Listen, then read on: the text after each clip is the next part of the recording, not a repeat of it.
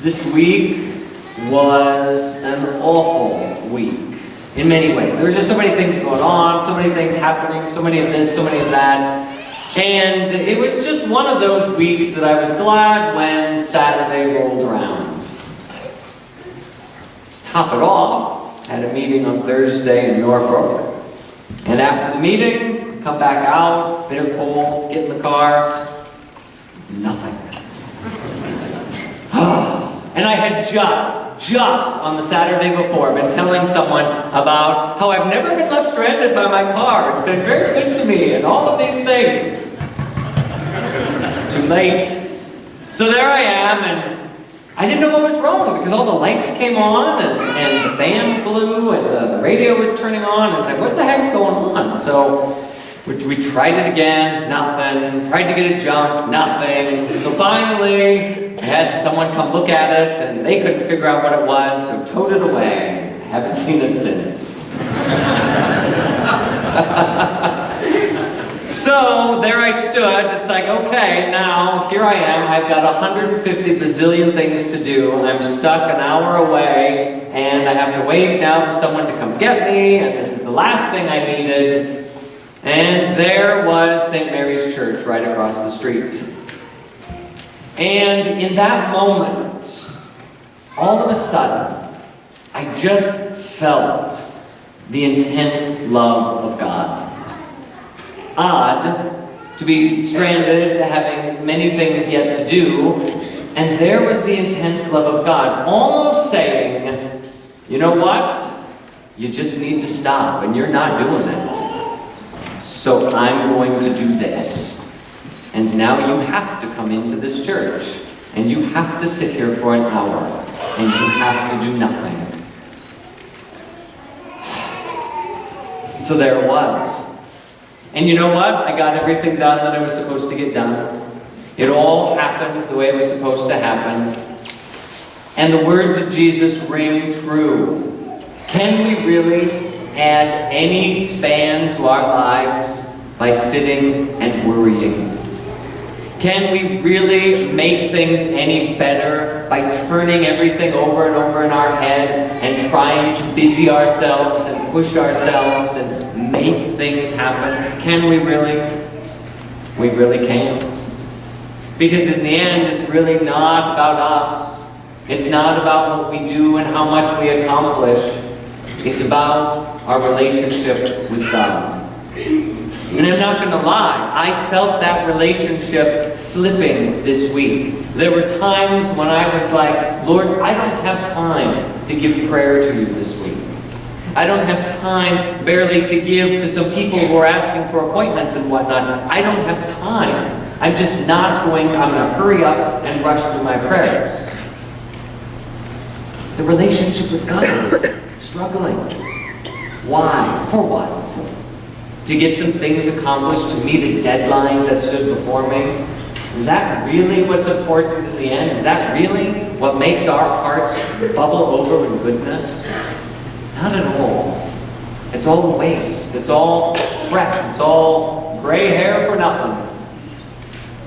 And the Lord, I think, somehow, in a way, apparently it's a little piece in the key thing that broke off, isn't connecting, and they need to find a part, and we'll see what happens. But all of that to say, just stop and be with me. Just stop and be with me. It's about time for Lent.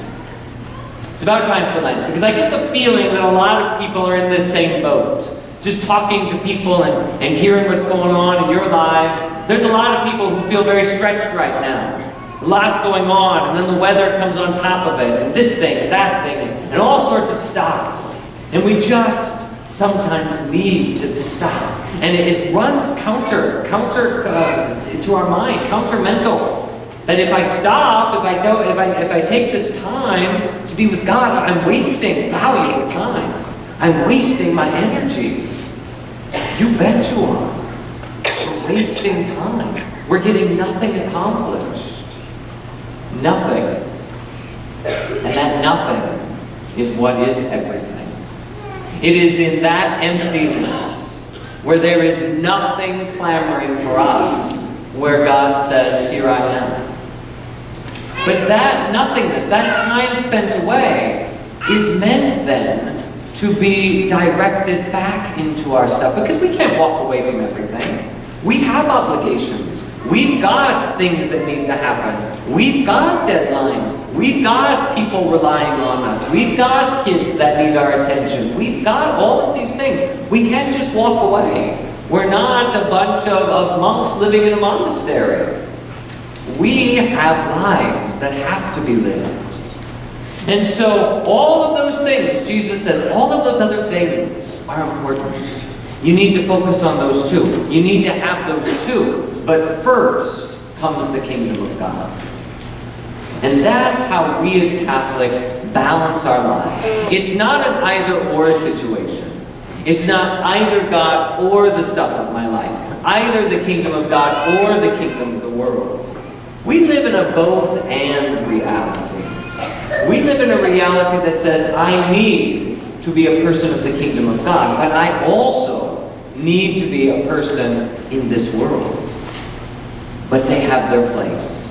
One comes first, and then the other. And if the one isn't set right, if our relationship with God is not right, if our heart is not set where it needs to be, then everything else here is off kilter. And we're not happy here. And we're spinning our wheels here. And we're not satisfied here. And worry creeps in.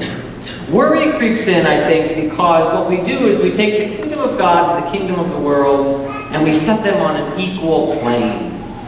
Or we put the kingdom of God a little like, I've got that for what's left over. And then we worry, trying to keep these things in balance, trying to keep our lives going. And none of that bears any fruit. Jesus promises us his presence. And he is knocking at every one of our doors, sometimes enough to knock us down. It's not because he doesn't love us. It's just the opposite. He loves us greatly. So maybe there's the twist today. When we feel ourselves most knocked down, when we feel ourselves most unable to do whatever, perhaps that is God breaking the final straw and saying, now, come to me. Come and spend a little moment with me. Put me first, and then we'll work on getting everything else straightened out in your life. We've got a lot to straighten out in our lives. But first and foremost is that relationship with God. So worry not. The car may be going nowhere, but the soul is soaring. Let God lift you up. Let him be for you that comfort and that peace. And as Jesus himself promises, everything else will fall into line. But give me your attention first. Seek first the kingdom of God. And that's what gets us going.